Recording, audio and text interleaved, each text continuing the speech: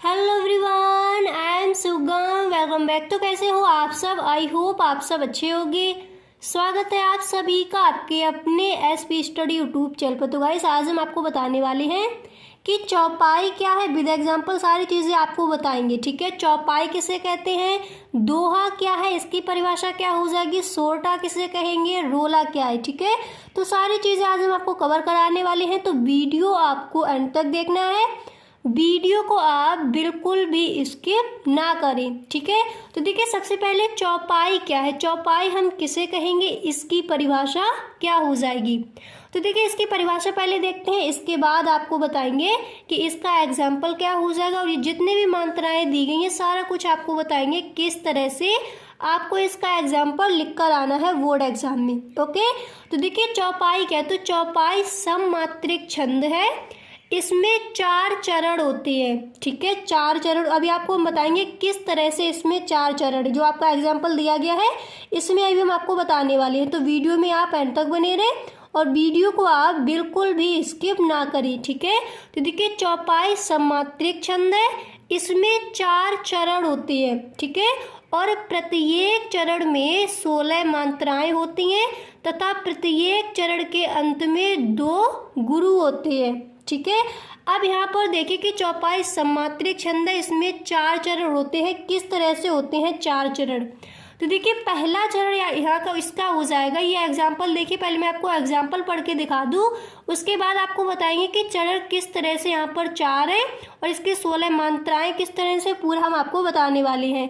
तो इसका एग्जाम्पल आपको ये लिखना है कि निरख सिद्ध साधक अनुरागे सहज स्नेहु सराहन लागे होत न भूतल भाव भरत को अचर सचर चर अचर करत को, ठीक है। तो देखिए, इसके 4 चरण है दिए गए। एक चरण इसका हो जाएगा निरख से लेकर अनुरागी तक, ये हो गया आपका पहला चरण। दूसरा चरण आपका ये हो जाएगा और तीसरा चरण यहाँ से यहाँ तक हो जाता है और चौथा चरण ये हो जाएगा। तो इसमें 4 चरण होते हैं और प्रत्येक चरण में 16 मात्राएं होती हैं। तो देखिए, यहाँ पर काउंट कीजिए, जो आपकी ये छोटी ई की मात्रा है इसको एक ही गिना जाएगा और जो बड़ी ई की मात्रा है जो इस तरह से ये एस बनी है आपको दिख रहा है, तो इसका मतलब होता है यहाँ पर 2 मात्राएं हैं, ठीक है। जो बड़ी ई की मात्रा इसकी मात्राओं को गिनिए आप। चौपाई सममात्रिक छंद है, इसमें 4 चरण होते हैं, मैंने आपको बता दिया। और प्रत्येक चरण में 16 मात्राएं होती हैं, ठीक है। प्रत्येक चरण में 16 मात्राएं होती है। तो यहाँ पर देखिए 1 2 3 और ये 2 हो जाएंगी, 3 4 5 6 7 8 9 10 11 12 13 14 15 16। तो एक चरण आपका हो जाएगा इतना। ये प्रत्येक चरण में कितनी मात्राएं होती हैं, 16 मात्राएं होती है।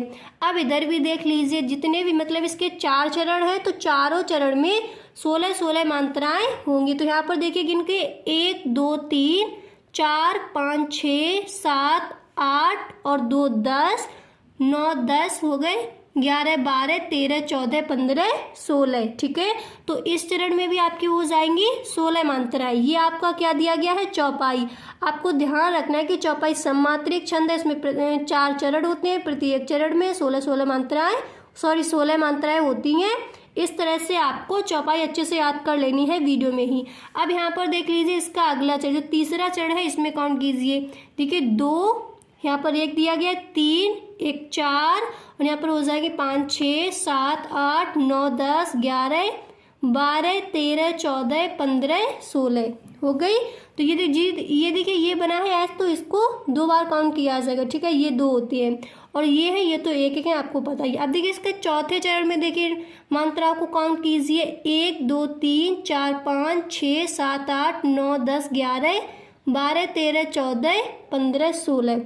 तो मतलब प्रत्येक चरण में 16 मात्राएं होती हैं। चौपाई सममात्रिक छंद है और इसमें 4 चरण होते हैं। क्लियर होगी चौपाई। और जो इसका एग्जाम्पल है वो आप अच्छे से याद कर लीजिए। निरख सिद्ध साधक अनुरागे सहज स्नेहु सराहन लागे होत न भूतल भाव भरत को अचर सचर चर अचर करत को, ठीक है। अब इसके बाद देखिए दोहा क्या है, दोहा की परिभाषा क्या हो जाएगी और इसका एग्जाम्पल क्या हो जाएगा। अब आप दोहा को देखिए, देखिए दोहा अर्ध सममात्रिक छंद है, चौपाई सममात्रिक छंद है, दोहा अर्धसमात्रिक छंद है, इसमें 4 चरण होते हैं, ठीक है।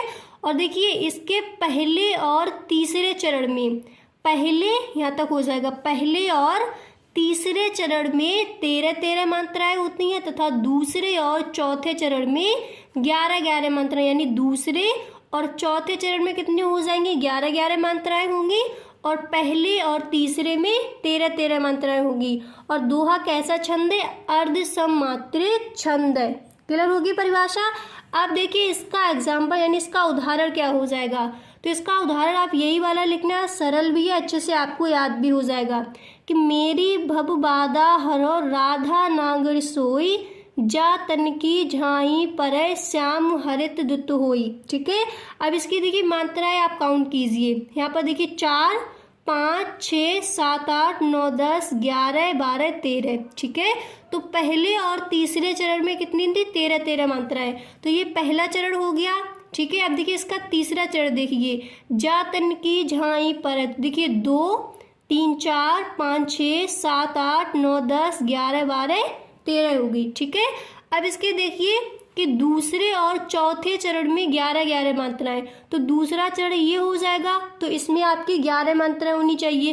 देखिए 1, 2, 3, 4, 5, 6, 7, 8, 9, 10, 11।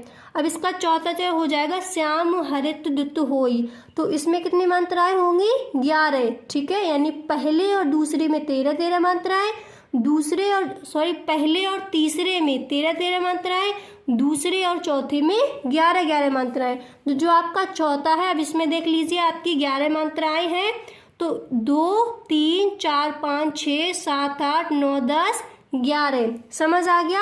तो दोहा देखिए दोबारा से परिभाषा याद कर लीजिए। दोहा यह अर्धसमात्रिक छंद है, इसमें 4 चरण होते हैं, इसके पहले और तीसरे चरण में 13-13 मात्राएं तथा दूसरे और चौथे चरण में 11-11 मात्राएं होती हैं।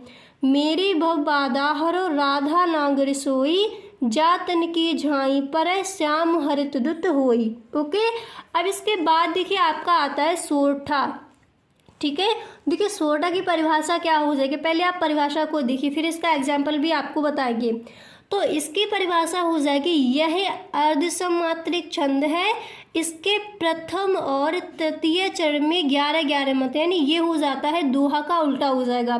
दोहा में क्या था, पहले और तीसरे चरण में कितनी मात्राएं दी गई थी, 13-13, दूसरे चौथे में 11-11, पर इसमें दिया जाएगा कि प्रथम और तृतीय यानी पहले और तीसरे चरण में 11-11 मात्राएं, दूसरे तथा चौथे चरण में 13-13 मात्राएं होती हैं। ये हो जाता है सोरठा। और देखिए सोरठा का एग्जाम्पल आप ये वाला याद कीजिए, बहुत ईजी है कि नील सरेहुन श्याम तरुण अरुण बारिज नयन, करौ सुमम उर्धाम सदा क्षीरसागर शयन। ठीक है, ये वाला आप इसका उदाहरण याद कर लीजिए। अब इसमें देखिए पहला और तीसरा जो आपका चरण है उसमें 11 मात्राएं होनी चाहिए, तो पहला ये हो जाएगा और तीसरा चरण आपका ये हो जाएगा। तो पहले में देखिए 2, 3, 4, 5, 6, 7, 8, 9, 10, 11 मात्राएं हो गई। इसके तीसरे चरण में भी 11 मात्राएं गिनिए आप, 1, 2, 3, 4, 5, 6, 7, 8, 9, 10, 11।